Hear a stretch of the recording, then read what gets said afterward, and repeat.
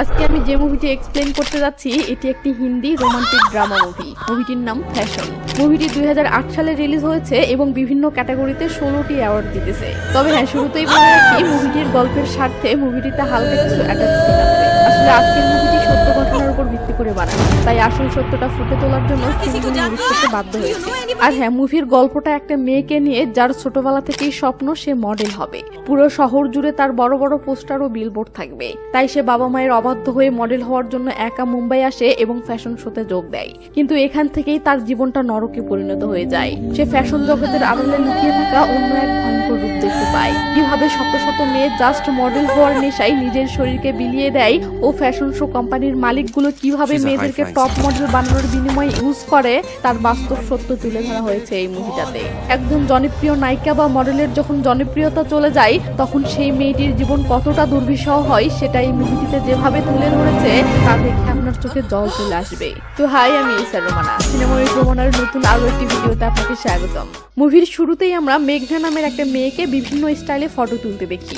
মেঘনার জন্ম যদিও সাধারণ একটা পরিবারে, বাট তার স্বপ্ন সে দেশের নামকরা একজন মডেল হবে। তো মডেল হতে গেলে তো তাকে মুম্বাই যেতে হবে, তাই সে একদিন খেতে বসে তার বাবাকে বলে যে সে মডেল হওয়ার জন্য মুম্বাই যেতে চায়। সেখানে একজন ফ্যাশন ডিজাইনার তাকে ডেকেছে। এটা শুনে তার বাবা রেগে যায় ও তাকে ভালো করে বোঝায় যে এসব মডেলিং জগৎটা ভালো না। কিন্তু যার মাথায় একবার ফেমাস হওয়ার ভূত চাপে তাকে আর কে বুঝাই রে ভাই। তাই মেঘনা তার বাবার অবাধ্য হয়ে পরের দিন মুম্বাই চলে আসে এবং মুম্বাইয়ে তার মামার বাড়িতে উঠে কয়েকদিন থাকার জন্য। মেঘনার মামা মামিও মাশাআল্লাহ ভালো মনের, তাই তারা মেঘনাকে বলে তুমি যতদিন সেটেল না হয়েছো ততদিন আমাদের বাসাতেই থাকো, নো প্রবলেম। এরপর মেঘনা একটা রেস্টুরেন্টে এসে রোহিত নামের একজনের সাথে দেখা করে। এই রোহিতই সেই ফ্যাশন ডিজাইনার যে মেঘনাকে মডেল বানানোর জন্য মুম্বাই ডেকেছে। তো তাদের হাই হ্যালো শেষ হলে রোহিত মেঘনাকে শিমু নামের একটা মেয়ের সাথে দেখা করায়। এই শিমু আসলে ছোটখাটো মডেলদের এজেন্ট হিসেবে কাজ করে। কম বাজেটের বিভিন্ন অডিশন এবং বিজ্ঞাপনের শুটিং এর জন্য মডেল সাপ্লাই করাই তার কাজ। তো শিমু মেঘনার প্রোফাইল চেক করে তাকে কাল সকালে একটা স্টুডিওতে অডিশন দেওয়ার জন্য যেতে বলে। শিমুর কথা মতো মেঘনা পরের দিন সকালে সেই স্টুডিওতে এসে দেখে লেও ঠেলা। এখানে তো তার মতো শত শত মেয়ে মডেল হওয়ার আশায় ধর্ণা দিয়ে আছে। এটা দেখে মেঘনা তো অবাক হয়ে যায়। তো মেঘনা সেখানে বসে থাকার সময় একটা ছেলে ফোনে কথা বলতে বলতে তার পাশে এসে বসে। সে প্রায় 1 বছর থেকে মডেল হওয়ার জন্য এখানে চেষ্টা চালিয়ে যাচ্ছে, কিন্তু আজও নিজেকে প্রতিষ্ঠিত করতে পারেনি। তবে চেষ্টা আজও চলতেছে। তো মানব মেঘনার সাথে হাই হ্যালো করে পরিচিত হওয়ার সময়ই একটা ছেলে ঘরের ভিতর থেকে বের হয়ে আসে এবং মেঘনাকে ভিতরে ডেকে নিয়ে যায়। এরপর অন্যান্য মডেলদের মতো মেঘনাও সেখানে অনেক কয়েকটা অডিশন দেয়, কিন্তু দুর্ভাগ্যবশত সে কোনোটাতেই সিলেক্ট হয় না। তাই সে ফিরে এসে হতাশাগ্রস্ত হয়ে বসে থাকলে রোহিত তাকে সান্ত্বনা দেওয়ার চেষ্টা করে। এটা শুনে শিমু মেঘনার কাছে এসে বলে, ওই পেন্টির বিজ্ঞাপন করবি? তখন রোহিত শিমুকে থামিয়ে দিয়ে বলে, মেঘনা এত লো ক্লাস বিজ্ঞাপনে কাজ করবে না, সে এখানে ফার্স্ট ক্লাস মডেল হওয়ার জন্য এসেছে। শিমু তখন তাদের কাছ থেকে চলে গেলে রোহিত মেঘনাকে বলে, আজকে আমি তোমাকে রাহুল আরোরার ফ্যাশন শোতে নিয়ে যাব। রাহুল আরোরার কথা শুনতেই মেঘনার ফেসে খুশি চলে আসে, কারণ এতদিন পর্যন্ত সে এই শোটা শুধুমাত্র টিভিতেই দেখে এসেছে। সে এখানেই কাট হয়ে রাহুল আরোরার ফ্যাশন শোতে আসতে দেখি অনেক লোকের মাঝে রোহিত আর মেঘনাও একটা জায়গাতে বসে আছে। এই সময় ফ্যাশন জগতের বড় বড় সেলিব্রিটিরা সেখানে অতিথি হিসেবে আসতে থাকলে রোহিত এক এক করে তাদের সবার নাম পরিচয় মেঘনাকে বলতে থাকে। তো এদের ভিতরে আমি শুধু বিশেষ কয়েকজনের নাম বলছি। ইনি হলেন মিস্টার অভিজিৎ। সে ভারতের সবচেয়ে বড় ফ্যাশন কোম্পানি পানাসের মালিক, যে কারণে পুরো ভারতের ফ্যাশন জগৎ তাকে ফলো করে চলার চেষ্টা করে। ইনি হলেন বিনয় খোসলা। সে ভারতের নামকরা একজন ফ্যাশন ডিজাইনার, আর এই রোহিত তার অ্যাসিস্ট্যান্ট হিসেবে কাজ করে। তো এইসব কথা বলতে বলতেই শো শুরু হয়ে যায়। প্রথমে একটি মেয়ে সেই লেভেলের গর্জিয়াস একটা ড্রেসে সবার সামনে চলে আসে। তাকে দেখেই রোহিত মেঘনাকে বলে এর নাম সোনালী। সে বর্তমান ফ্যাশন জগতের সবচেয়ে টপ মডেল। এছাড়াও সে টানা কয়েক বছর থেকে পানাস কোম্পানির ব্র্যান্ড অ্যাম্বাসেডর হিসেবে কাজ করে আসছে। তো মেঘনা এতদিন যাদেরকে নিজের আইডল মনে করে আসছিল, যাদেরকে দেখে নিজে মডেল হওয়ার স্বপ্নটা বুনেছিল, আজ তাদেরকে চোখের সামনে দেখে মেঘনা যেন কল্পনার অন্য এক জগতেই হারিয়ে যায়। তো বিভিন্ন মডেলরা এভাবে এক এক করে সবার সামনে আসে এবং তাদের ফ্যাশন দেখাতে থাকে। সবশেষে এই শো এর মূল ফ্যাশন ডিজাইনার রাহুল আরোরা নিজে স্টেজে আসে এবং সে টপ মডেল সোনালীকে সাথে নিয়ে একটা র্যাম্প শো দেয়। শো শেষ হয়ে গেলে রোহিত মেঘনাকে নিয়ে ব্যাক স্টেজে আসে এবং মেঘনাকে ক্রিস্টিন নামের একজনের সাথে পরিচয় করিয়ে দিয়ে বলে ও মডেল হওয়ার জন্য এখানে এসেছে, তুমি যদি ওকে একটা সুযোগ দিতে। এই ক্রিস্টিন আসলে বিভিন্ন ফ্যাশন শোতে কোরিওগ্রাফার হিসেবে কাজ করে, তাই সে মেঘনার কিছু ছবি চাইলে মেঘনা তার পোস্ট দেওয়া কিছু ছবি ক্রিস্টিনকে দেখায়। কিন্তু ক্রিস্টিন সেগুলো এক পলকে দেখে নিয়ে ছুঁড়ে ফেলে দেয়। এটা দেখে মেঘনা ক্রিস্টিনের উপর রেগে গিয়ে বলে, আমার ছবিগুলো আপনার ভালো না লাগতে পারে তাই বলে এইভাবে ছুঁড়ে ফেলে দিবেন? ক্রিস্টিন বলে, ওয়াও, তোমার অ্যাটিটিউড আছে, কই ফটোতে তো দেখতে পেলাম না, যাও ফটোগ্রাফার দিয়ে ফটো তুলে আনো। তখন মেঘনা বলে, যদি আপনি আমার জায়গায় থাকতেন তাহলে কোন ফটোগ্রাফারের কাছে যেতেন? ক্রিস্টিন তখন যেতে যেতে কার্তিক সুরিয়া নামের একজনের নাম বলে চলে যায়। মেঘনা রোহিতকে নিয়ে কার্তিক সুরিয়ার অফিসে আসলে রিসেপশনিস্টের কাছে জানতে পারে যে কার্তিক সুরিয়ার কাছে ফটোশুট করার জন্য অ্যাডভান্স 10,000 সহ টোটাল 50,000 টাকা লাগে। তো এটা শুনে রোহিত কাচুমাচু করতেছে, ওদিকে মেঘনা দুম করে রাজি হয়ে যায়। রোহিত অবাক হয়ে মেঘনাকে বলে, তুমি এত টাকা কিভাবে ম্যানেজ করবে? মেঘনা বলে, তুমি কোনো চিন্তা করো না, আমি ম্যানেজ করে নিব। তো মেঘনার কাছে বর্তমান টোটাল 7,000 টাকা আছে। মেঘনা সেটা অ্যাডভান্স হিসেবে দিয়ে দিলে রিসেপশনিস্ট এদেরকে পুরো 1 সপ্তাহ পর বাকি টাকা সাথে নিয়ে ফটোশুটের জন্য আসতে বলে। মেঘনা ও রোহিত সেখান থেকে বের হয়ে একটা রেস্টুরেন্টে আসলে মেঘনা রোহিতকে বলে, শিমু আমাকে একটা বিজনেস পার্টিতে যেতে বলেছে। সে বলল সেখানে গেলে নাকি আমি অনেকের সাথে পরিচিত হতে পারবো, এতে আমার কাজ পেতে সুবিধা হবে। আর বুঝতেই তো পারছো, আমাকে এখন যে কোনো মূল্যে এই জগতে ঢুকতেই হবে। এমন সময় সিন একটা গাড়ির মাঝে আসলে সেখানে আমরা জ্যানেট নামের একটা মেয়েকে দেখতে পাই যে মডেল হওয়ার জন্য স্ট্রাগল করতেছে। তো শিমু তার কাছে ফোন করে বলে, মেঘনা নামের যে নতুন মেয়েটা এসেছে ওকে সহ আরো 2টা মেয়েকে নিয়ে পার্টিতে যা, পার্টি অর্গানাইজার কল করতেছে। জ্যানেট তখন মেঘনা সহ আরো 2জন মেয়েকে নিয়ে একটা পার্টিতে আসে এবং সেখানে থাকা বড় বড় ফরেন বিজনেসম্যানদের সাথে মেয়েদেরকে হাই হ্যালো করিয়ে দেয়। এরপর পার্টির মাঝে বিজনেসম্যানগুলো সেই মডেলদেরকে জড়িয়ে ধরে মজা নিয়ে নিয়ে ফটোশুট করতে শুরু করে। এতে সব মডেলই খুশিতে দাঁত বের করে খিলখিলানি হাসি দিলেও একটা বিজনেসম্যান মেঘনার গায়ে হাত দিতেই মেঘনা চমকে উঠে ধ্যাম করে হাতটা সরিয়ে দেয়। এরপর আমরা দেখি পার্টি শেষে মেঘনা সাইডে এসে মন খারাপ করে দাঁড়িয়ে আছে, কারণ সে যে আশা নিয়ে এখানে এসেছে সেটার কিছুই হলো না। মানে এমন কারো নজরই তার উপর পড়লো না যে তাকে মডেল হিসেবে কাজ দিবে। তো মেঘনা মন খারাপ করে দাঁড়িয়ে আছে, হঠাৎ একজন ভদ্রলোক এসে মেঘনার চেহারা সুরতের অস্থির লেভেলের প্রশংসা করে বলে, হাই, আমি একটা কোম্পানির মালিক, তোমার লুকটা একদম গর্জিয়াস, এমন লুকের একটা মডেলই আমি খুঁজতেছিলাম, তুমি তোমার ভালো কয়েকটা ফটো নিয়ে আমার অফিসে চলে এসো। মেঘনা তো মহা খুশি। তো লোকটি মেঘনাকে তার ভিজিটিং কার্ডটা দিলে মেঘনা এত খুশি যেন সে আসমানের চাঁদ হাতে পেয়েছে। এমন সময় সেখানে জ্যানেট চলে আসে ও লোকটিকে বলে, আব্বে ঝান্ডুবাম, 5 বছর থেকে এই একই ডায়লগ মেরে মেয়েদেরকে ইউজ করে আসতেছিস, যা ভাগ এখান থেকে। মেঘনা তো পুরো অবাক। তো পার্টি থেকে ফিরতেই শিমু, ডলি ও জ্যানেটকে 15,000 করে টাকা দেয়। এরপর মেঘনাকেও টাকা দিতে ধরলে মেঘনা অবাক হয়ে বলে, কিসের টাকা দিচ্ছ? শিমু বলে, আরে বড়লোকেরা তাদের বিজনেস পার্টিতে নতুন সেক্সি মডেলদেরকে ভাড়া করে নিয়ে যায় পার্টিটা রমরমা করার জন্য, আর তার জন্য ওরা টাকা দেয়, বুঝলি? এই বলে শিমু টাকাটা মেঘনার দিকে এগিয়ে দিলে মেঘনা অবাক হয়ে টাকাটা নেয় ও মনে মনে বলে, কি আজব এই গ্ল্যামারের দুনিয়া, এখানে টাকার দামে শুধু গ্ল্যামার বিক্রি হয়। সিন চলে আসে 3-4 দিন পর।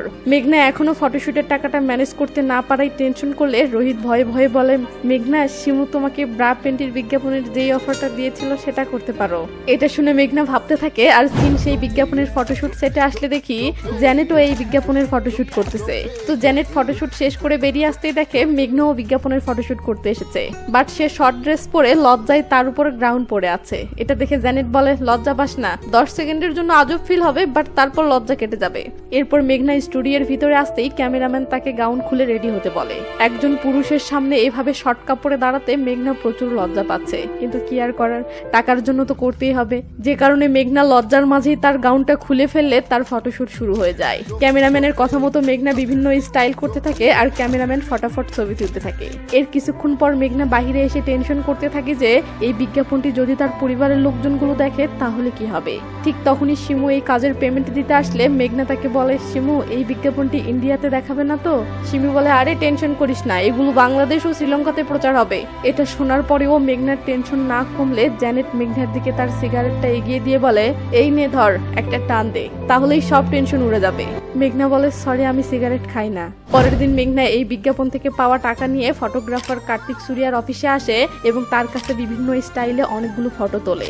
এই সময় কার্তিক নিজেই মেঘনার ছবিগুলো দেখে মুগ্ধ হয়ে যায় আর সে আনিশা নামের একজনের কাছে কল করে বলে, আনিশা, আমি তোমার জন্য পারফেক্ট একটা মডেল খুঁজে পেয়েছি, মেয়েটাকে আমি তোমার কাছে পাঠিয়ে দিচ্ছি, বাকিটা তুমি দেখে নিও। কার্তিকের কথা মতো মেঘনা পরের দিন সকালেই আনিশার সাথে দেখা করতে আসে। এই আনিশা আসলে পানাস কোম্পানির ম্যানেজার, এছাড়াও সে বড় বড় সব মডেলদের এজেন্ট হিসেবে কাজ করে। তো আনিশা মেঘনাকে বলে, তুমি কি মডেল হওয়ার হওয়ার জন্য মুম্বাই শহরে এসেছো? মেঘনা বলে, না, আমি সুপার মডেল হওয়ার জন্য এসেছি। মেঘনার এমন কনফিডেন্স দেখে আনিশা কিছুটা অবাক হয়। তবে মেঘনার সাথে আরো কথা বললে মেঘনাকে আনিশার বেশ পছন্দ হয়ে যায়। আনিশা তখন মেঘনাকে পরের দিন একটা পার্টিতে নিয়ে যাবে বলে জানায়, কারণ সেখানে ফ্যাশন জগতের বড় বড় সেলিব্রিটিরা আসবে, আর মেঘনা যদি তাদের সাথে কোনো কানেকশন তৈরি করতে পারে তাহলে সেটা তার জন্যই ভালো হবে। সেন পরের দিন পার্টিতে আসলে দেখি মেঘনা কিছু দামি ব্র্যান্ডের ওয়াইন খাওয়ার চেষ্টা করতেছে, কিন্তু অভ্যেস না থাকার কারণে একটু মুখে দিতেই আবারও রেখে দেয়। তখনই পানাস কোম্পানির মালিক মিস্টার অভিজিৎ তার কাছে এসে বলে, এগুলো কি ভালো নয়? মেঘনা হঠাৎ করেই ফ্যাশন জগতের এত বড় একজন ব্যক্তিকে দেখে অবাক হয়ে বলে, আসলে আমি এগুলো কখনো খাইনি। মিস্টার অভিজিৎ বলে, ঠিক আছে, এটা কোনো ব্যাপার নয়, তুমি চাইলে জুস খেতে পারো। এই বলে মিস্টার অভিজিৎ 2 গ্লাস ফলের জুস অর্ডার করে। এরপর তারা দুজনে একসাথে বাগানের ভিতরে হাঁটতে হাঁটতে ফ্যাশন জগৎ নিয়ে অনেক গল্পই করে, আর এসব গল্পের মাঝে দুজনের ভিতরে মোটামুটি ভালোই একটা সম্পর্ক তৈরি হয়ে যায়। তবে এত বড় একজন মানুষ হয়েও মিস্টার অভিজিতের এমন নম্রভদ্র আচরণ মেঘনার কাছে খুবই ভালো লাগে। পার্টি শেষ করে বাসায় ফেরার সময় আনিশা মেঘনাকে বলে, তুমি খুব ভাগ্যবান যে তুমি আজ প্রথম দিনেই এমন একজনের সাথে পরিচিত হয়েছো যে পুরো ভারতের ফ্যাশন জগতের রাজা। আমার মনে হয় তুমি খুব শীঘ্রই সাকসেসফুল মডেল হয়ে যাবে, আর এই জন্যই আমি তোমাকে লীনা মেহতার ফ্যাশন শোতে একটা সুযোগ দিতে চাই। এটা শুনে মেঘনা তো সারপ্রাইজ হয়ে যায়। আনিশা তখন মেঘনাকে সাবধান করে দিয়ে বলে, সবকিছু এত দ্রুত ঘটছে বলে ওভার কনফিডেন্ট হয়ে না, নিজের লক্ষ্যে খুব সাবধানে এগোতে হবে, আর তোমাকে সবসময় মাথায় রাখতে হবে যে তুমি কোথায় পৌঁছাতে চাও। তখন মেঘনা বলে, আমি জানি আমাকে কোথায় পৌঁছাতে হবে। এটা বলেই মেঘনা একটা ম্যাগাজিন বই হাতে নেয়, যেটার কভার পেজে ইন্ডিয়ার টপ মডেল সোনালীর ছবি আছে। তার মানে মেঘনা সোনালীর অবস্থানে পৌঁছাতে চায়। সিন এখানে কাট হয়ে লীনা মেহতার ফ্যাশন শোতে আসলে দেখি মেঘনাকে এই শোতে চান্স দেওয়া হয়েছে এবং সেলিম নামের একজন মেকআপ আর্টিস্ট মেঘনার মেকআপ করে দিচ্ছে। একটু দূরে সোনালী বসেছিল, সে মেকআপ আর্টিস্টকে বলে, সেলিম ডার্লিং, আমি এখানকার টপ মডেল, তুমি এখন আমার কাছে আসবে নাকি আমি শো স্টপ করে দেব? আসলে সোনালী দেশের সেরা মডেল হয়, সে সবসময়ই এমন অহংকার দেখায়। এছাড়াও তার আরো কিছু খারাপ অভ্যেস আছে যা আরো সামনে গেলে জানতে পারবেন। তো সেলিম ভয়ে সোনালীর কাছে গেলে মেঘনা সোনালীর দিকে চেয়ে চেয়ে দেখে আর ভাবে, আমি কবে সোনালীর মতো হতে পারবো। একটু পর মেঘনা সেখান থেকে পার্টির ভিতরে আসলে সেখানে মানবের সাথে তার দেখা হয়। মেঘনার সাথে কথা বলে মানব জানতে পারে যে এটা মেঘনার লাইফের প্রথম শো, তাই সে মেঘনার জন্য গুড উইশ করে সেখান থেকে চলে যায়। এর কিছুক্ষণ পর সব মডেলরা মেকআপ ড্রেস আপ করে একদম রেডি হলে কোরিওগ্রাফার ক্রিস্টিন সবাইকে গুরুত্বপূর্ণ কিছু গাইড দিতে থাকে। মেঘনা সহ সবাই খুবই মনোযোগ দিয়ে সেগুলো শুনতে থাকলেও সোনালী টপ মডেল হওয়ার কারণে সেগুলোতে গুরুত্ব না দিয়ে বরং বয়ফ্রেন্ডের সাথে ফোনে লেগে আছে। মেঘনা সোনালীর এমন অ্যাটিটিউড অবাক হয়ে দেখতে থাকে। এদিকে কোরিওগ্রাফারও সোনালীকে কিছু বলতে পারে না, কারণ সোনালী ইন্ডিয়ার টপ মডেল। তো শো শুরু হতে চলেছে, সবাই টেনশনে মরে যাচ্ছে, অথচ সোনালী সেই অ্যাটিটিউডে ড্রিঙ্ক করতেছে। এটা দেখে মেঘনা অবাক হয়। এই সময় টিম লিডার এসে সোনালীর কাছ থেকে ড্রিঙ্কসের গ্লাসটা কেড়ে নিয়ে তাকে স্টেজে যেতে বলতেই সোনালী পুরোই অস্থির লেভেলের একটা অ্যাটিটিউড নিয়ে স্টেজের দিকে যেতে থাকে। আর কিছুক্ষণের ভিতরেই সেই স্টেজে উঠলে চারদিক থেকে মনোমুগ্ধকর চিৎকার আর করতালির শব্দ ভেসে আসে। সোনালী স্টেজে আসতেই যেভাবে পুরো শো মাতিয়ে উঠলো তা দেখে বোঝা যায় সোনালী কেন এত অ্যাটিটিউড দেখায়। তো যাই হোক, সোনালী তার র্যাম্প শেষ করে ব্যাক স্টেজে চলে গেলে অন্যান্য মডেলরা তখন এক এক করে স্টেজে আসা শুরু করে। একটা পর্যায়ে মেঘনা স্টেজে আসলে তাকে দেখে মিস্টার অভিজিৎ এবং আনিশা সহ রোহিত, জ্যানেট সবাই অনেক খুশি হয়, আর মানব তো পুরোই মুগ্ধ হয়ে মেঘনাকে দেখতে থাকে। শো শেষ হলে দেখি পানাস কোম্পানির মালিক মিস্টার অভিজিৎ এবং তার ওয়াইফ অবন্তিকা সোনালীর পারফরমেন্স দেখে খুবই মুগ্ধ হয়েছে, যে কারণে তারা সোনালীর সাথে পানাস কোম্পানির চুক্তির মেয়াদ বাড়ানোর বিষয়ে আলোচনা করতেছে। ওদিকে মেঘনা তার লাইফের প্রথম শোতেই এত সুন্দর পারফরমেন্স দেওয়ার জন্য রোহিত আর জ্যানেট তার অনেক প্রশংসা করতেছে। এমন সময় রাহুল আরোরা ফ্যাশন শো এর মালিক রাহুল হঠাৎ জ্যানেটকে দেখে তার কাছে আসে। আসলে এরা দুজন স্কুল লাইফের ফ্রেন্ড, আজ দীর্ঘদিন পর এদের দেখা হলো, তাই দুজনেই অনেক খুশি হয়। এই সময় জ্যানেট রাহুলের সাথে মেঘনার পরিচয় করে দিলে রাহুল মেঘনাকে বলে, তোমার পারফরমেন্স সত্যিই খুব সুন্দর হয়েছে, প্রথম প্রেজেন্টেশন হিসেবে অনেক ভালো করেছো। রাহুলের এসব কথা শুনে মেঘনা খুব খুশি হয়, কিন্তু রাহুল সেখান থেকে চলে যেতেই কোরিওগ্রাফার ক্রিস্টিন মেঘনার কাছে এসে বলে, হাই মেঘনা, প্রথম শোতেই তোমার এত ভালো কনফিডেন্স, সত্যি তুমি ভবিষ্যতে খুব ভালো কিছু করবে। যেই ক্রিস্টিন একদিন মেঘনার ছবি দেখে ছুঁড়ে ফেলে দিয়েছিল, আজ সেই ক্রিস্টিন নিজে এসে এমন প্রশংসা করলো দেখে মেঘনা তো খুশিতে গুলগুলা হয়ে যায়। তো যাই হোক, এরপর থেকে মেঘনাকে আর পিছনে ফিরে তাকাতে হয়নি। একের পর এক ফ্যাশন শোতে সে চান্স পেতে থাকে। আবার কখনো কখনো সে মানবের সাথে মিলে অনেক বিজ্ঞাপনেও কাজ করতে থাকে, যার ফলে মানবের সাথে তার ভালো একটা ফ্রেন্ডশিপ তৈরি হয়ে যায়। তো একদিন মাঝরাতে বিজ্ঞাপনের শুটিং শেষ করে মেঘনা মানবের গাড়িতে করে বাসায় ফিরে আসে, কিন্তু সে ঘরে ঢুকতেই দেখে তার মামা মামা মামি রেগে মেগে বসে আছে। তো মেঘনার মামি মেঘনাকে বলে তুমি প্রায় রাত বিরাতে বাসায় ফেরো, এটা একটা সোসাইটি এরিয়া, এখানে আমাদের মান সম্মান আছে। মেঘনা বলে মামি আপনি তো জানেন কাজের স্বার্থে আমার দেরি হয়ে যায়। মেঘনার মামি বলে হ্যাঁ আমি জানি তুমি কি কাজ করো। এই বলেই সে মেঘনাকে একটা ম্যাগাজিন দেখায়, যেটার কভার পেজে মেঘনার সেই ব্রা প্যান্টির বিজ্ঞাপনের তোলা ফটো ছাপানো আছে। এটা দেখে মেঘনা তো অবাক হয়, কিন্তু কি আর করার, আকাম যা হওয়ার সেটা তো হয়েই গেছে। মেঘনার মামি বলে তোমার এসবের জন্য আমাদেরকে মানুষের কাছে অপমানিত হতে হচ্ছে। আমি চাই না আমার মেয়ে তোমাকে দেখে এসব শিখুক, তাই তুমি কালকেই এই বাসা ছেড়ে চলে যাবে। মেঘনা বলে ঠিক আছে, তবে কাল নয় আমি আজকেই চলে যাচ্ছি। এই বলেই সে তার ব্যাগপত্র গুছিয়ে নিয়ে বাসা থেকে বের হয়ে আসে। এরপর সে জ্যানেটের বাসায় যাওয়ার জন্য তার কাছে কল করে, কিন্তু জ্যানেট তাকে জানায় যে সে এখন জরুরি একটা কাজে শহরের বাইরে যাচ্ছে। এটা শুনেই মেঘনা তো টেনশনে পড়ে যায় আর ভাবতে থাকে সে এখন এই মুম্বাই শহরে কার কাছে যাবে। অবশেষে মেঘনা কোনো উপায় না পেয়ে মানবের কাছে এসে সবকিছু খুলে বললে মানব বলে তোমার যদি কোনো আপত্তি না থাকে তাহলে তুমি আমার সাথেই অ্যাপার্টমেন্ট শেয়ার করে থাকতে পারো, তাতে আমারও কিছু টাকা সাশ্রয় হবে। একসাথে থাকার কথা শুনে মেঘনা লজ্জায় লাল হয়ে বলে একটা ছেলের সাথে একই ফ্ল্যাটে থাকাটা। এতটুকু বলতেই মানব বলে এটা কোনো গ্রাম বা সোসাইটি এরিয়া নয় যে মানুষ মাইন্ড করবে। তখন মেঘনা লজ্জা ভরা কণ্ঠে বলে আমাদের বেডরুম তো আলাদা হবে তাই না? এবার মানব হেসে দেয় ও বলে হ্যাঁ বেডরুম আলাদা হবে। এটা শুনে মেঘনা কিছুক্ষণ ভেবে বলে আচ্ছা ঠিক আছে। সিন পানস কোম্পানিতে আসলে দেখি সোনালীর একটা অ্যাডস এর ফটোশুট আছে, অথচ তাকে খুঁজে পাওয়া যাচ্ছে না। আনিশা তখন সোনালীর খোঁজে তার রুমে আসলে দেখে সোনালী বাথরুমে ঢুকে পাউডার শুকতেছে। আশা করি বুঝে গেছেন আমি কোন পাউডারের কথা বলতেছি। তো আনিশা রেগে মেগে সোনালীকে রেডি হতে বললে সোনালী সেই একটা ভাব নিয়ে সিগারেট ধরাই ও আপন মনে টানতে থাকে। আনিশা তখন রেগে মেগে বলে সোনালী দিন দিন তোমার নেশার অ্যাটিটিউড বেড়েই চলেছে, এভাবে চলতে থাকলে কিন্তু তোমাকে দিয়ে কাজ করানো সম্ভব হবে না। সোনালী আনিশার কথায় বিন্দুমাত্র গুরুত্ব না দিয়ে বরং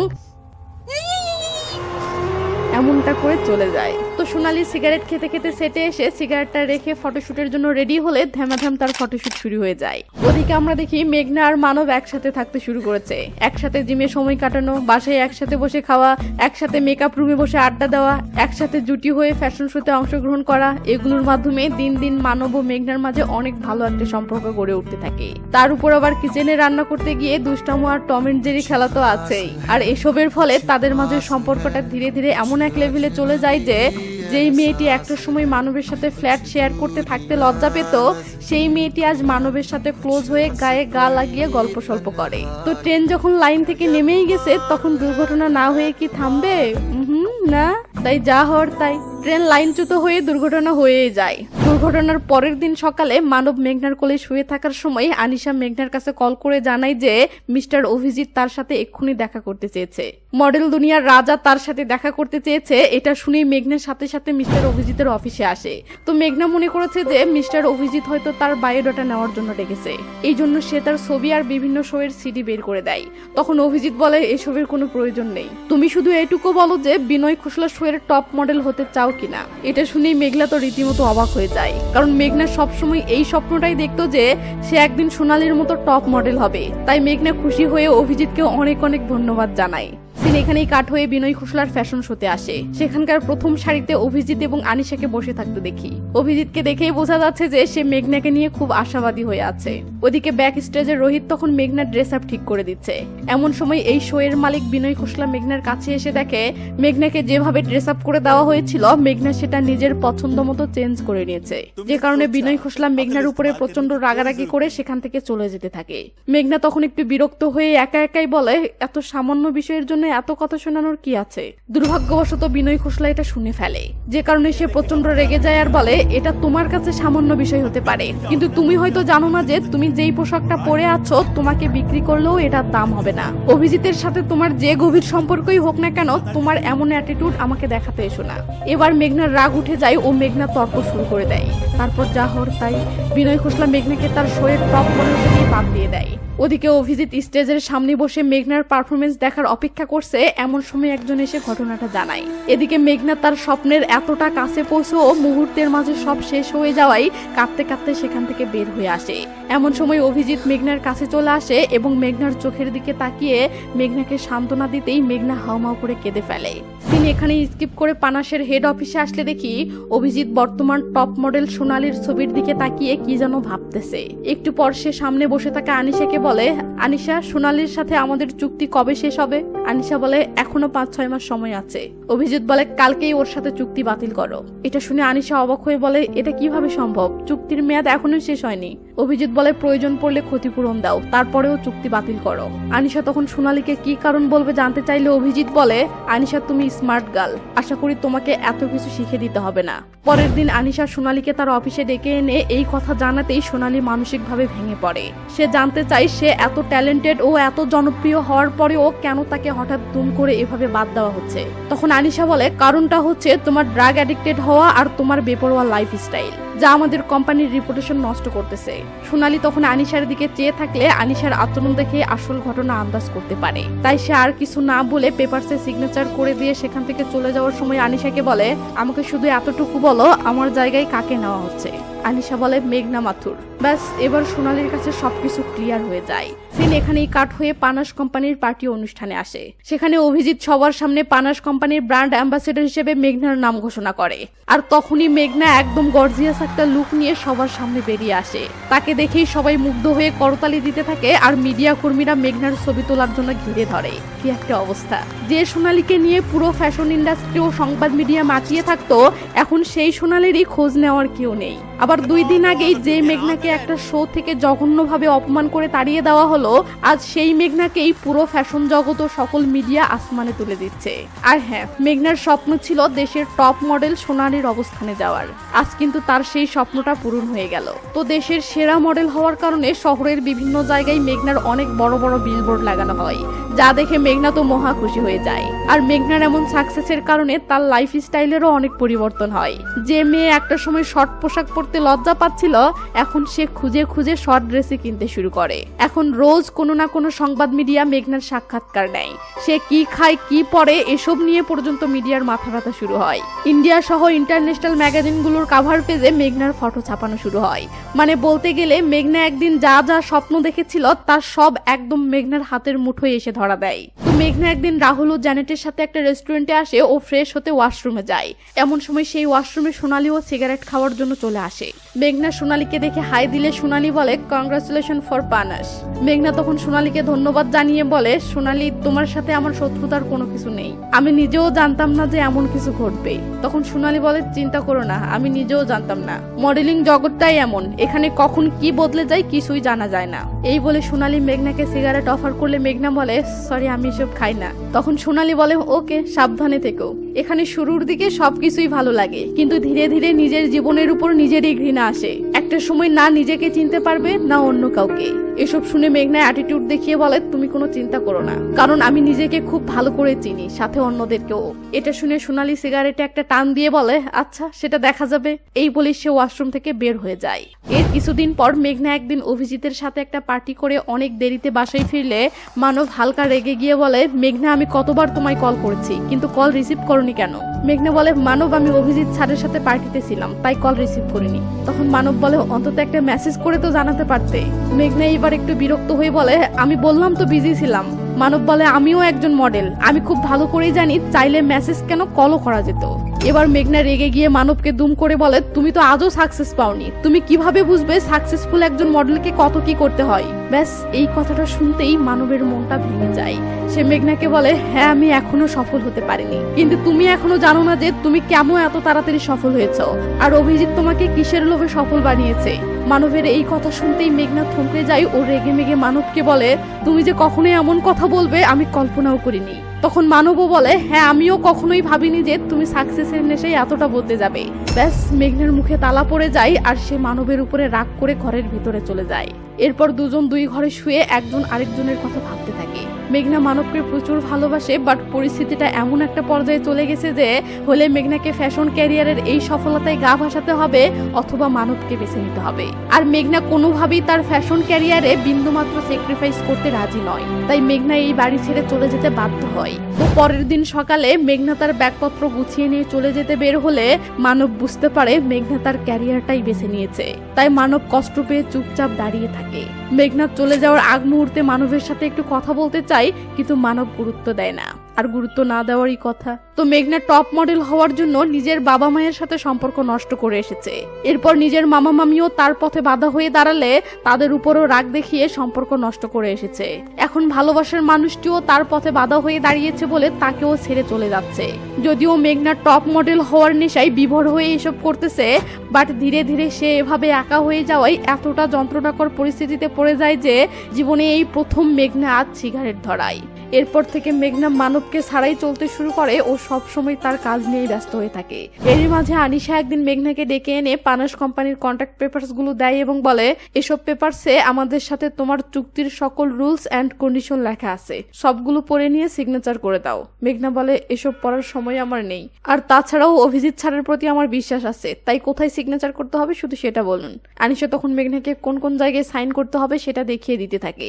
এমন সময় মিস্টার অভিজিৎ মেঘনার কাছে কল করে তাকে এক্ষুনি দেখা করতে বলে। সিন এখানে স্কিপ করলে দেখি অভিজিৎ মেঘনাকে অনেক নামি দামি আসবাবপত্রে সাজানো একটা অ্যাপার্টমেন্টে নিয়ে এসেছে। তো অভিজিৎ মেঘনাকে জানালার কাছে নিয়ে এসে সারপ্রাইজ বলে জানালার পর্দাটা সরালে মেঘনা দেখে জানালার সামনের বিল্ডিং এ মেঘনার অনেক বড় একটা বিলবোর্ড লাগানো আছে। এটা দেখে মেঘনা তো মহা খুশি হয়ে যায়। অভিজিৎ তখন এই ফ্ল্যাটের চাবিটা মেঘনাকে দিয়ে বলে, ফ্ল্যাটটা তোমাকে গিফট দিলাম। মেঘনা খুশি হবে নাকি অবাক হবে ভেবে পায় না। যাই হোক, শেষমেশ মেঘনা উপহারটা গ্রহণ করে।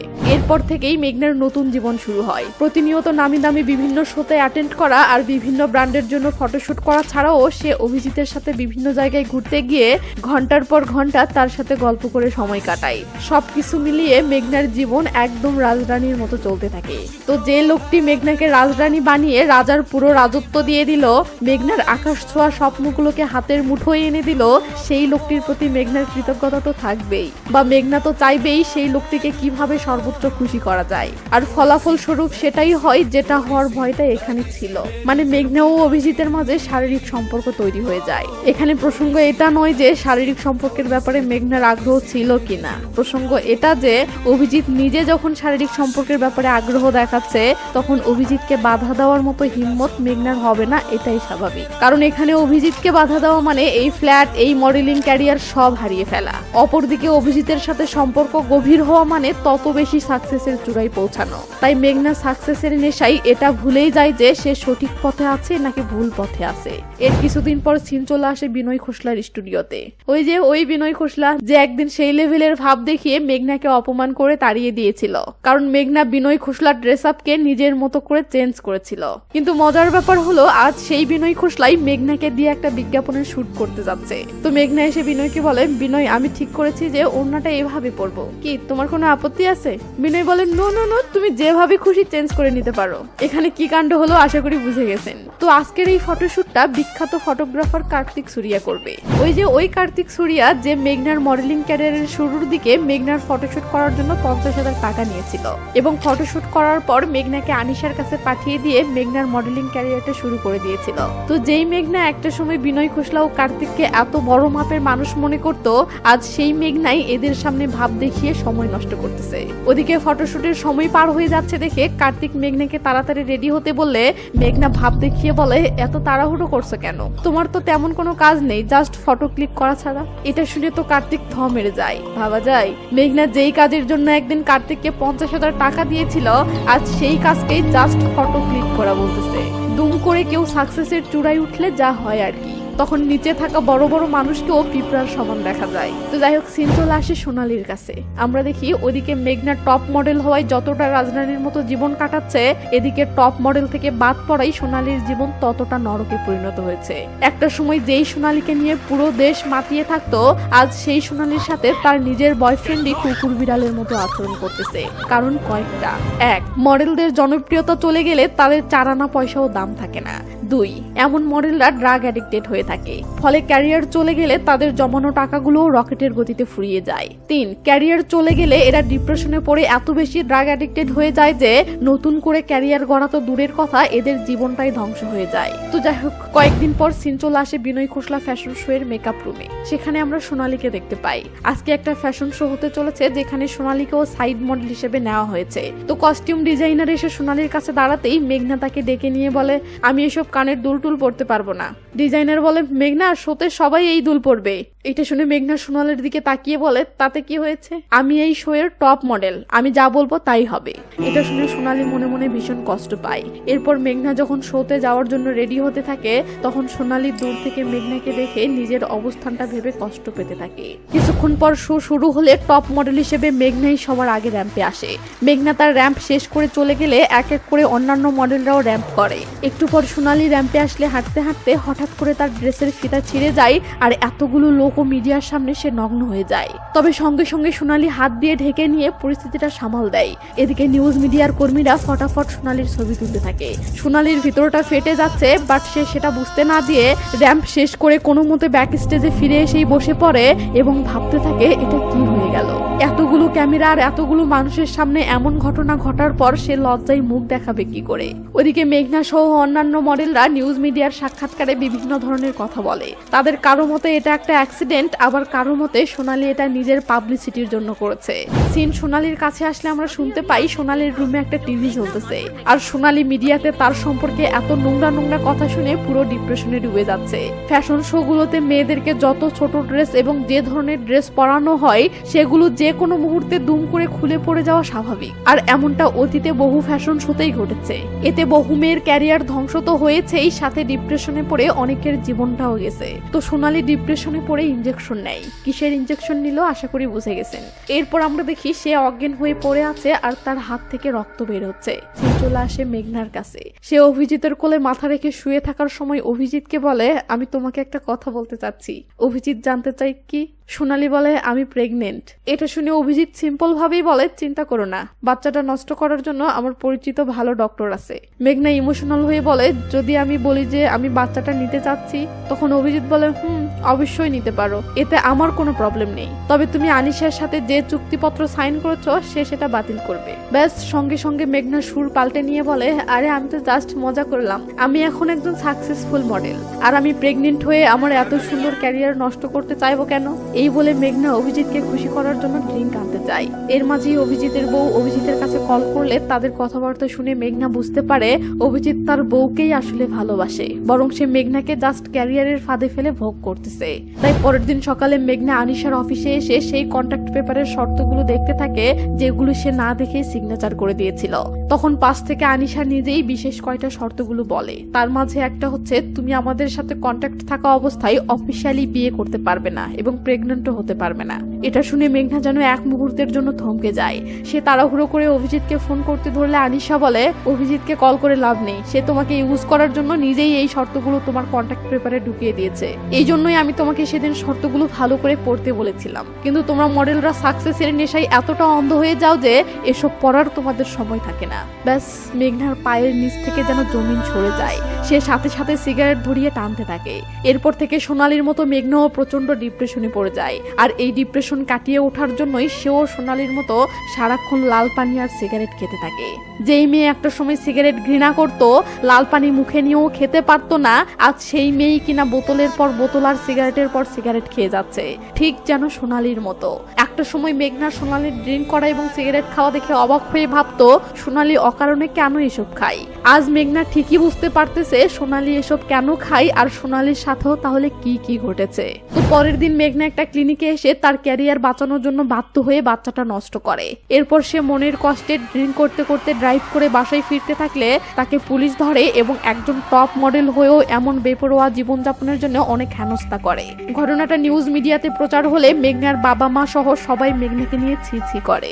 এর কয়েকদিন পর মেঘনা ফ্যাশন জগতের একটা পার্টিতে আসলে সেখানে অভিজিৎ এবং তার ওয়াইফ অবন্তিকা দুজনকেই দেখতে পায়। মেঘনা তখন অভিজিতের কাছে এসে কথা বলার চেষ্টা করলে অভিজিৎ মেঘনার সাথে এমন ভাবে কথা বলে যেন মেঘনার সাথে তার পূর্বের কোনো পরিচয়ই নেই। ঠিক এমন সময় অবন্তিকা তাদের কাছে এসে মেঘনাকে বলে, মেঘনা টিভিতে তোমার নিউজ দেখলাম, তোমাকে অনেক টেন্স দেখাচ্ছিল, কি হয়েছে? তখন মেঘনা অবন্তিকাকে বলে, আমি আসলে ওই দিন ক্লিনিকে গিয়েছিলাম বাচ্চা নষ্ট করতে। এটা শুনে অবন্তিকা একটু অবাক হয়। মেঘনা বলে, আরে অবাক হচ্ছেন কেন? অভিজিৎকেই জিজ্ঞেস করেন, কারণ সেই তো বাচ্চার বাবা ছিল। এটা শুনে অবন্তিকা অভিজিতের দিকে কিছুক্ষণ তাকিয়ে থাকে এবং রাগ করে সেখান থেকে চলে যায়। পরের দিন সকালে মেঘনা ঘুম থেকে উঠেই নিউজ পেপার হাতে নেয়। কিন্তু নিউজ পেপারের প্রথম পাতাতেই দেখে পানাস কোম্পানি মেঘনাকে বাদ দিয়ে নতুন আরেকটি মেয়েকে তাদের ব্র্যান্ড অ্যাম্বাসেডর বানিয়েছে। এটা দেখেই মেঘনার মাথায় তো একদম বাজ পড়ার মতো অবস্থা হয়। সে তখনই আনিশার কাছে কল করে রাগারাগি করে ও জানতে চাই কেন তাকে ব্র্যান্ড অ্যাম্বাসেডর থেকে বাদ দেওয়া হয়েছে। আনিশা বলে এটা তো হওয়ারই ছিল। তখন মেঘনা বলে আমার সাথে অভিজিৎ যা যা করেছে এগুলোর পরেও তুমি আমাকে বাদ দিয়ে অন্য কাউকে নিলে, তোমার লজ্জা করলো না? এটা শুনে আনিশা বলে যখন সোনালীকে বাদ দিয়ে তোমাকে নেওয়া হয়েছিল তখন তোমার বিবেক কোথায় ছিল? তখন তো তুমি একবারও সোনালীর ব্যাকগ্রাউন্ড স্টোরিটা জানতে চাওনি। এটা শুনতেই মেঘনা রাগ করে কলটা কেটে দেয়। ঠিক তখনই মেঘনা দেখে এই ফ্ল্যাটের জানালা থেকে তার ছবির যেই বিলবোর্ডটা দেখা যেত সেটার জায়গায় এখন নতুন আরেকজনের ছবি লাগানো হয়েছে। মানে অভিজিৎ এখন মেঘনার থেকে এই ফ্ল্যাটটা নিয়ে নতুন সেই মডেলকে ফ্ল্যাট গিফট করবে এবং তাকে এই বিলবোর্ড দেখিয়ে সারপ্রাইজ দেবে। আর মেঘনার পুরো ক্যারিয়ার এবং এত সব জনপ্রিয়তা আজ রাতের ভিতরেই শেষ হয়ে যাবে। অর্থাৎ সোনালী রাত যে অবস্থা হয়ে আছে মেঘনারও সেই হাল শুরু হয়। মেঘনাকে রাতারাতি ফ্ল্যাট ছেড়ে দিতে হয়।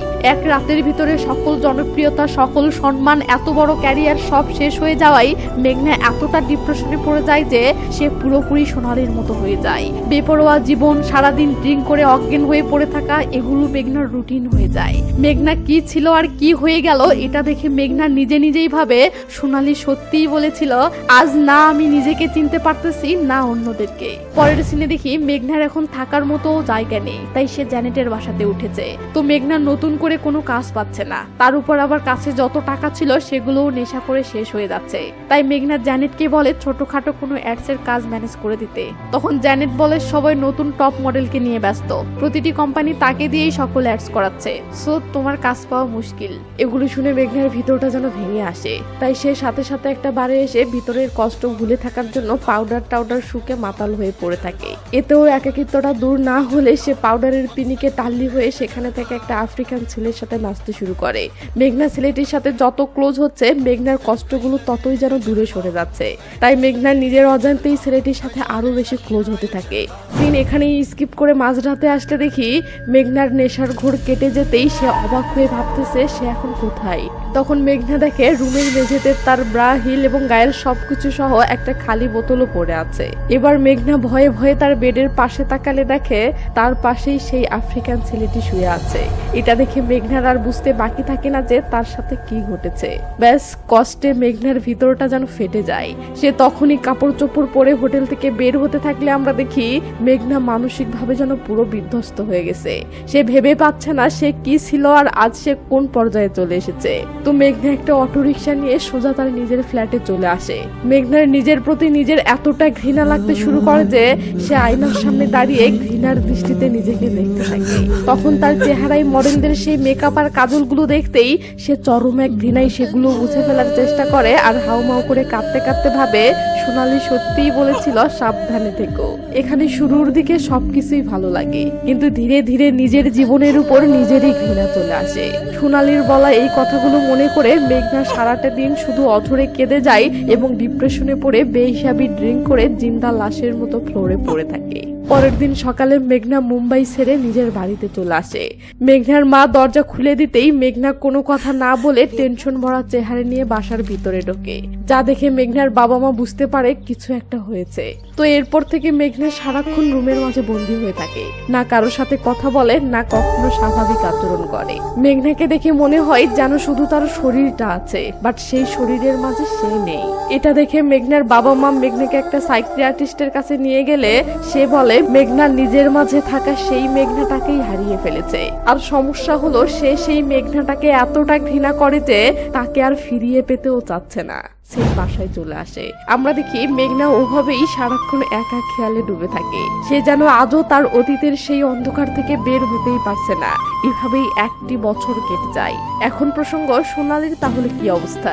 তো সিন সোনালীর কাছে আসলে দেখি সে নিজের চুলগুলো নিজেই কেটে কেটে ফেলে দিচ্ছে। মানে সে অতিরিক্ত ড্রাগস নেওয়ার ফলে মানসিক ভারসাম্য হারিয়ে ফেলেছে। সময় মতো ড্রাগস না পেলে এখন সে পাগলের মতো ছটফট করতে থাকে আর চিৎকার করে কাঁদতে থাকে। ভাবতে ভাবতেই অবাক লাগে। এক সময়ের টপ মডেল যার সৌন্দর্য দেখে সবাই পাগল হয়ে যেত, নামি দামি কোম্পানি তাকে দিয়ে ব্র্যান্ডের প্রচার করার জন্য সিরিয়াল ধরে থাকতো, আর আজ সে এমন জীবনযাপন করতেছে অথচ তার খোঁজ নেওয়ার মতো কেউ নেই। সিন কয়েকদিন পর মুম্বাই শহরের একটা ফুটপাতে আসলে আমরা দেখি সোনালী পাগলির মতো শহরের ফুটপাতে বসে থেকে সিগারেট খাচ্ছে। এই সময় সেখানে থাকা কিছু লোক সোনালীকে দেখে চিনতে পারে। এর মাঝে নিউজ মিডিয়ার কর্মীরাও সেখানে ক্যামেরা নিয়ে হাজির হয় ও সোনালীকে নানা প্রশ্ন করতে থাকে, কিন্তু সোনালী তো মানসিক ভারসাম্যই হারিয়ে ফেলেছে, তাই সে ক্যামেরার ফ্ল্যাশে আরো বেশি পাগলের মতো আচরণ করতে থাকে। এই ঘটনাটা নিউজ চ্যানেলে লাইভ প্রচার হলে মেঘনা এই নিউজটা দেখতে পায়। সোনালীর এই অবস্থা দেখে মেঘনার ভিতরটা যেন ভেঙে আসে। তো নিউজ রিপোর্টার বলছিল যে সোনালী নাকি 2 দিন থেকে এখানেই পড়ে আছে, তাই তার রিলেটিভরা এসে যেন তাকে নিয়ে যায়। এটা শুনেই মেঘনা মুম্বাই যাওয়ার সিদ্ধান্ত নেয়। সিন স্কিপ করে মুম্বাইয়ের একটা পুলিশ স্টেশনে আসলে দেখি সোনালীকে পুলিশ স্টেশনে নিয়ে আসা হয়েছে এবং তাকে এখন কোথায় রাখা হবে এই নিয়ে কথা চলতেছে। এমন সময় মেঘনা পুলিশ স্টেশনে আসে এবং সোনালীকে দেখেই তার পাশে গিয়ে বসে। এটা দেখে পুলিশ ইন্সপেক্টর মেঘনাকে বলে, আপনি কি তার পরিচিত কেউ হন? মেঘনা বলে, হ্যাঁ। এটা শুনে সোনালী জল টলমল চোখে অবাক হয়ে মেঘনার দিকে চেয়ে থাকে। এরপর আমরা দেখি মেঘনা সোনালীকে জ্যানেটের ফ্ল্যাটে নিয়ে এসেছে, আর সব ঘটনা শুনে জ্যানেট মেঘনাকে বলতেছে, মেঘনা, এই মুম্বাই শহরে এখন তোমার নিজেরই কোনো ভবিষ্যৎ নেই, এখানে তোমার নিজেরই কোনো ঠিক ঠিকানা নেই, তার মাঝে তুমি আবার সোনালীকে নিয়ে এই মুম্বাইয়ে থাকতে চাচ্ছ, তাকে তোমার কাছে রেখে সেবা যত্ন করে সুস্থ করতে চাচ্ছ, তুমি কি করতে যাচ্ছ ভেবে রেখেছো তো? মেঘনা বলে, আমি যা করতেছি তা সোনালীর জন্য না, আমি নিজের জন্য করতেছি, আমার মাঝ থেকে হারিয়ে যাওয়া আমিটাকে খুঁজে পাওয়ার জন্য করতেছি। এরপর থেকে মেঘনা সারাক্ষণ সোনালীর যত্ন নেওয়া শুরু করে, আর সোনালীও দিন দিন মেঘনার আদর যত্নে কিছুটা স্বাভাবিক জীবনে ফিরে আসতে থাকে। এর মাঝে মাঝে সোনালীর যখন ড্রাগ বা সিগারেটের নেশা ওঠে তখন সে লুকিয়ে খাওয়ার চেষ্টা করে, বাট মেঘনা সব সময় সোনালীর উপর নজর রাখে, তাই সোনালী মেঘনার ভয়ে সেটা আর পারে না। সিন চলে আসে মানবের কাছে। মানব এই 1 বছরে অনেক জনপ্রিয় একজন মডেল হয়ে গেছে এবং সব সময় ব্যস্ত সময় কাটাচ্ছে। তো মানব হঠাৎ তার সামনে মেঘনাকে দেখে অবাক হয়ে যায়। মেঘনা আসলে মানবের কাছে ক্ষমা চাইতে এসেছে এবং অতীতের সেই ভুলটার জন্য মাপ চেয়ে রিলেশনটা কন্টিনিউ করতে যাচ্ছে, আর সেটাই হচ্ছিল। মেঘনা স্টুডিওর ভিতরে বসে অশ্রু ভেজা চোখে মানবের হাত ধরে ক্ষমা চাচ্ছিল। এবার মেঘনা রিলেশনটার ব্যাপারে বলবে, এর মাঝে হঠাৎ একটা মেয়ে স্টুডিওর ভিতরে ঢোকে, কিন্তু এদেরকে এভাবে দেখে চলে যেতে ধরলে মানব তাকে ডেকে এনে মেঘনার সাথে পরিচয় করিয়ে দিয়ে বলে, ও রিয়া, আমার বাগদত্তা, গত মাসে আমাদের এঙ্গেজমেন্ট হয়েছে। এটা শুনতেই মেঘনার হাসি মাখা মুখটা সঙ্গে সঙ্গে মলিন হয়ে যায়। মেঘনার এতটা কষ্ট লাগে যে সে আর নিজেকে সামলাতে না পেরে তাড়াহুড়ো করে সেখান থেকে বেরিয়ে আসে। কিন্তু সে লিফট দিয়ে নামতেছিল, এমন সময় সেই লিফটে অভিজিৎ ওঠে। অভিজিৎকে দেখেই মেঘনা তো থ মেরে যায়। মেঘনা ভাবে অভিজিতের সাথে তার এতদিনের একটা গভীর সম্পর্ক ছিল, সো অভিজিৎ তাকে দেখে অবশ্যই খুশি হবে এবং কথা বলবে। কিন্তু অবাক করা বিষয় হলো অভিজিৎ এমন ভাব করে যেন সে মেঘনাকে চেনেই না। এটা দেখে মুহূর্তের মাঝে মেঘনার বুকের ভিতরটা যেন কষ্টে ফেটে যায়। সবাই লিফট থেকে নেমে গেলেও মেঘনার যেন হুঁশ ফেরে না। তো যাই হোক, মেঘনা মনের কষ্টে সারাদিন বাহিরে কাটিয়ে রাতের বেলা বাসায় ফেরে, মানে জ্যানেটের ফ্ল্যাটে ফেরে। বাট মেঘনা ভিতরে সেই সোনালীর খোঁজ করলে দেখে সোনালী কোথাও নেই। মেঘনা দেখে বেডের উপরে অনেক জিনিসপত্র ছড়িয়ে ছিটিয়ে আছে এবং ভ্যানিটি ব্যাগ এমন ভাবে পড়ে আছে যা দেখে বোঝাই যাচ্ছে সোনালী টাকার খোঁজে এসব করেছে। মেঘনার সঙ্গে সঙ্গে পুরো বাসা তন্ন তন্ন করে সোনালীকে খুঁজতে শুরু করে, কিন্তু তাকে কোথাও খুঁজে পায় না, যে কারণে সে তখনই জ্যানেটের কাছে কল করে। এরপর সবাই মিলে শহরের সেসব জায়গায় গিয়ে গিয়ে সোনালীর খোঁজ করে যেসব স্থানে পাউডার বিক্রি হয়, কিন্তু তাকে কোথাও খুঁজে পায় না। অবশেষে তারা পুলিশ স্টেশনে আসে এবং সোনালীর মিসিং কেস করে। পুলিশ ইন্সপেক্টর তখন মেঘনাকে বলে, আপনি কোনো টেনশন করবেন না ম্যাডাম, আমরা সোনালীর কোনো সন্ধান পেলে আপনাকে জানাবো। মেঘনা তখন কাঁদো কাঁদো গলায় পুলিশকে বলে, প্লিজ ব্যাপারটা দেখবেন। এই বলে মেঘনা হাত জোর করে রিকোয়েস্ট করে চলে যায়। এর কয়েক ঘন্টা পর দেখি শহরের একটা ড্রেনের পাশে একটা মেয়ে পড়ে আছে, আর মেয়েটির পাশে দাঁড়িয়ে একজন পুলিশ ফোন কলে বলতেছে, ম্যাম, মেয়েটির সন্ধান পাওয়া গেছে, ধারণা করা হচ্ছে ড্রাগের ওভারডোজের কারণে তার মৃত্যু হয়েছে। তখনই ক্যামেরা মেয়েটির কাছে আসলে দেখি এটা সোনালী। সে অতিরিক্ত ড্রাগ নেওয়ার কারণে ওভারডোজ হয়ে মারা গেছে। আর এই হৃদয় বিদারক সিন দিয়ে মুভিটি এখানেই শেষ হয়ে যায়। সোনালীর এমন নির্মম মৃত্যু দেখে কার কার কষ্ট লেগেছে এবং এই মুভিটি কার কার হৃদয় ছুঁয়ে হয়ে গেছে প্লিজ কমেন্ট করে জানাবেন। আর হ্যাঁ, এই মুভিটিতে যে শিক্ষণীয় বিষয়টি ছিল সেটা যদি আপনার সত্যিই ভালো লেগে থাকে তাহলে এই ভিডিওতে একটা লাইক আপনার অবশ্যই দেওয়া উচিত। তো এখন লাইক দিবেন কিনা সেটা পুরো আপনার ব্যাপার। আর একটা কথা না বললে মুখ চুলকাচ্ছে, সেটা হলো চ্যানেলটি এখনো সাবস্ক্রাইব করে না থাকলে প্লিজ প্লিজ প্লিজ সাবস্ক্রাইব করে নিন। তো ভালো থাকবেন, নিজের খেয়াল রাখবেন, টেক কেয়ার, বাই বাই।